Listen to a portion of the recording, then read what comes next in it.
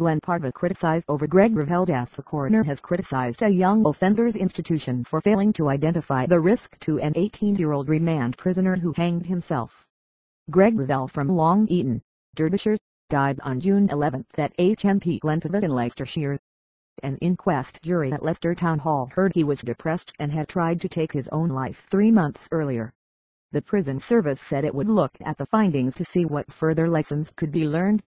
The inquest concluded Mr Revell, who had a history of self-harm, committed suicide.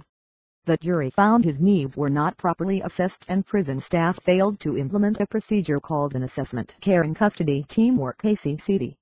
The assistant coroner for Leicester and South Leicestershire, Lydia Brown, said injuries on Mr Revell's neck should have alerted staff.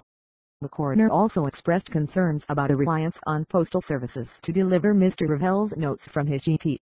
Speaking after the inquest, Greg's mother Corinne said, "We are absolutely devastated by the lack of care and treatment for Greg.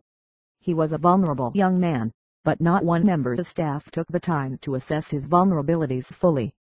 The inquest also heard another young man had killed himself at the prison in recent weeks. Glen Parva was labelled unsafe by HM Inspectorate of Prisons in August 2014 following an inspection in April. Concerns were raised about bullying, linked to self-harm and suicides. The prison has applied for funding in order to provide additional safe cells for vulnerable people. It currently has 2.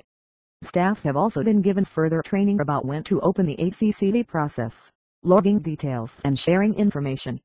The coroner is writing to Glen Parva and HM Inspectorate of Prisons to express her concerns relating to Mr Revell's care at the prison. A prison service spokeswoman said, "Every death in